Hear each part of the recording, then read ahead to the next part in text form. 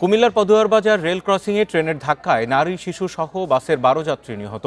রাত ৩টার দিকে এই দুর্ঘটনা ঘটে। দুর্ঘটনাস্থল পরিদর্শন করে নিহত প্রত্যেকের পরিবারকে ১,২৫,০০০ টাকা দেওয়ার ঘোষণা দেন প্রতিমন্ত্রী হাবিবুর রশিদ হাবিব। ঘটনা তদন্তে দুটি কমিটি গঠন ও দুজন গেটম্যানকে বরখাস্ত করা হয়েছে। রোববার ভোররাত, ঘড়িতে তখন প্রায় ৩টা। কুমিল্লার পদুয়া বাজার রেল ক্রসিং পার হওয়ার সময় চাঁপাইনবাবগঞ্জ থেকে চট্টগ্রামমুখী একটি যাত্রীবাহী বাসের সাথে দ্রুতগামী ট্রেনের ধাক্কা লাগে। সংঘর্ষের পর বাসটিকে প্রায় ১ কিলোমিটার পর্যন্ত ঠেলে নিয়ে যায় চট্টগ্রাম থেকে ঢাকাগামী মেল ট্রেনটি। দুমড়ে মুচড়ে যায় পুরো বাস। সংঘর্ষের বিকট শব্দে ছুটে এসে উদ্ধার কাজ শুরু করে এলাকাবাসী। তাদের সঙ্গে যোগ দেয় পুলিশ ও ফায়ার সার্ভিস। আহতদের উদ্ধার করে পাঠানো হয় কুমিল্লা মেডিকেল কলেজ হাসপাতালে। রেল ক্রসিংয়ের সিগন্যালম্যানের অবহেলার কারণেই এই দুর্ঘটনা বলছেন স্থানীয়রা। ৩:০৫ ট্রেন আসতেছে, রেলগেট পালানো ছিল না। বাসটা ঠিক ঢাকার থেকে কুমিল্লা দিকে ঢুকবে, এই মুখে মুখে মুখে সংঘর্ষ হয়ে চলে আসছে। বাড়ির লগে ওইখানে কিছু মানুষ সরে গেছে, পড়তে পড়তে আসছে, এটা বাড়ি খেতে খেতে আসছে। এই আস্তে আস্তে আস্তে আস্তে মোটামুটি যায় পড়ছে, পথে ঘাটে সিটটা বিটটা পড়ছে, মরছে। জীবিত থাকলে তারা নিচে। সকালে ঘটনাস্থলে এসে কৃষিমন্ত্রী জানান, রেলওয়ে ও জেলা প্রশাসনের পক্ষ থেকে আলাদা তদন্ত কমিটি গঠন করা হয়েছে। ইতোমধ্যে রেলের ২ জনকে বরখাস্ত করা হয়েছে। নিহতদের পরিচয় শনাক্ত করে দ্রুত পরিবারের কাছে মরদেহ হস্তান্তরের প্রক্রিয়া চলছে। রেল গেটটি বোধহয় ছিল না, ওপেন ছিল। তবে এটার ব্যাপারে তদন্ত কমিটি গঠন করা হয়েছে। রেলওয়ের পক্ষ থেকে তদন্ত কমিটি গঠন করা হয়েছে, ডিসি সাহেবের পক্ষ থেকে তদন্ত কমিটি গঠন করা হয়েছে। রেলওয়ের পক্ষ থেকে বোধহয় এর মধ্যে ২ জনকে সাসপেন্ডও করা হয়েছে।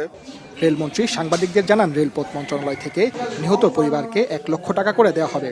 প্রধানমন্ত্রী নিজে ঘটনাটি পর্যবেক্ষণ করছেন বলেও জানান তিনি।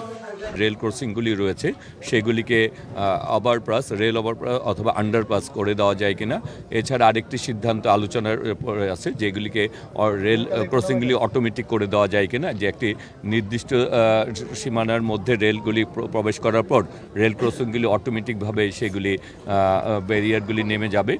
রেল লাইন থেকে ক্ষতিগ্রস্ত বাসটি উদ্ধারকারী ট্রেনের মাধ্যমে সরানোর পর সকাল 10টার দিকে রেল চলাচল স্বাভাবিক হয়।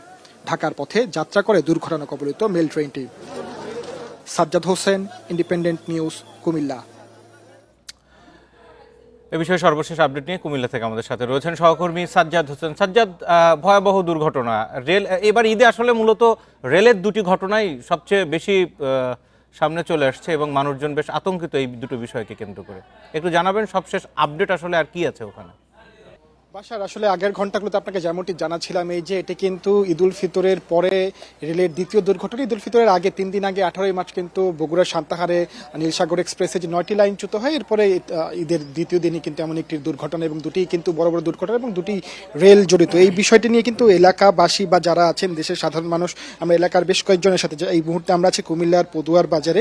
এখানে কিন্তু এখনও সেই বাসটি আছে এবং এই বাসটি দেখতে এখানে কিন্তু এলাকাবাসীরা জড়ো হচ্ছেন, এবং এলাকাবাসী ছাড়াও এলাকার যে গণ্যমান্য ব্যক্তি যারা আছেন, বিভিন্ন রাজনৈতিক দলের প্রতিনিধি, এছাড়াও শিক্ষক সমাজের বেশ কয়েকজন কিন্তু এখানে এসেছেন এবং এসে সরজমিনে একবার এই দুর্ঘটনা কবলিত বাসটিকে তারা দেখছেন এবং নিজের চোখে প্রত্যক্ষ করছেন। আসলে সবার মনেই কিন্তু একই উদ্বিগ্ন, সবার মনেই একই আশঙ্কায় যে রেল কি আসলে অরক্ষিত কিনা। এই যে ঈদের 3 দিন আগে যে 9টি বগি লাইনচ্যুত হওয়ার এবং ঈদের দ্বিতীয় দিন এমন একটি মর্মান্তিক দুর্ঘটনা, যার ফলে 12 জন এখন পর্যন্ত 12 জন প্রাণ হারিয়েছে এবং 2 থেকে 3 জন খুবই গুরুতর অবস্থায় কুমিল্লা মেডিকেলে চিকিৎসাধীন আছেন। এই গতকাল রাতে এই যে দুর্ঘটনাটি ঘটে এবং সেখান থেকে কিন্তু পদুয়ার বাজার রেল ক্রসিং থেকে এখন এখানে যে মুহূর্তে বাসটি আছে দূরত্ব প্রায় 1 কিলোমিটার, 1 কিলোমিটার দূরে নিয়ে আসে। এবং এই ঘটনাটি ঘটেছে, এলাকাবাসীর অভিযোগ, এই ঘটনাটি ঘটেছে যারা লাইনম্যান ছিল বা গেটম্যান ছিল তাদের অবহেলার কারণে। শুধু তারা লাইনম্যান বা গেটম্যানকেই দোষারোপ করছে না, তাদের যে মনিটরিং করার জন্য যেই উচ্চ পদস্থ কর্মকর্তারা থাকে রেলের, সবাইকেই কিন্তু তারা দায়ী করছেন। আসলে সবকিছু একটি চেইন অফ কমান্ড অনুযায়ী কাজ করে আর কি। যখন কর্তৃপক্ষ থেকে অবহেলা ঘটে বা অবহেলার কারণে কিন্তু এমন দুর্ঘটনা ঘটে, এটাই কিন্তু তারা বারবার বলছিলেন। শুধু যে তারা গেটম্যানকে দায়ী করছেন এমন না, তারা কিন্তু দোষারোপ করছেন যে রেল মন্ত্রণালয়ের অবহেলা বা তাদের তদারকির অভাবেই কিন্তু এই যে দুর্ঘটনা ঘটছে। এবং ঘুমের মধ্যে মর্মান্তিকভাবে 12 জন তাজা প্রাণ ঝরে গেল ঈদের দ্বিতীয় দিনে, যে খুশির একটি দিন, বছরের অন্যতম দিন হচ্ছে ঈদ। সেই ঈদ উৎসবের দ্বিতীয় দিনে এমন একটি ঘটনায় কিন্তু এখানে যারা আছেন কুমিল্লার যে অঞ্চলে এখন এই মুহূর্তে বাসটি আছে, এই এলাকার মানুষের মধ্যে কিন্তু একটি আতঙ্ক এবং কি শোক। এখানে যারা বাসে নিহত হয়েছেন আসলে তাদের সাথে কিন্তু এদের কোনো সম্পর্ক নেই, কিন্তু আসলে দিন শেষে সবাই মানুষ। আসলে তারা যখনই এই বিষয়টি দেখেছে রাতের বেলা একটু বিকট শব্দে যখন ট্রেনটি বাসটিকে আঘাত করে এবং যে আঘাত করে 1 কিলোমিটার দূর পর্যন্ত নিয়ে আসি, আসার যে বিভীষিকাময় শব্দ এবং বাসের সবগুলো চাকাই কিন্তু ব্লাস্ট হয়ে যায় এবং সাজ্জাদ, একটা বিষয় একটু ছোট করে জানবো, সেটি হচ্ছে এইখানে যেই গেটম্যান যিনি থাকেন তাদের তো আসলে নিয়মিতভাবে জানার কথা কোন ট্রেনের শিডিউল কখন আসছে, মানে ঘটনা কি, তিনি কেন ছিলেন না বা এই গাফিলতিটা আসলে কি? জি বাসার একদম ঠিক, আপনি যেমনটি বলেছেন, রেলে গেটম্যান যারা থাকে তাদের কিন্তু আসলে রোস্টার বেস ডিউটি থাকে বা তাদের দায়িত্ব থাকে, হয় তাদের তো 24 ঘন্টাই রেল লাইন দিয়ে রেল চলাচল করে, এর জন্য তাদের কিন্তু সর্বক্ষণ সতর্ক অবস্থানে থাকতে হয়। তাদের যদি অবহেলা বা তারা যদি দায়িত্ব অবহেলা করে, এর ফলেই কিন্তু এরকম দুর্ঘটনার রূপ নেয়, দায়িত্ব যদি তারা অবহেলা করে। এমনটিই কিন্তু ঘটেছে গতকালের ঘটনায়।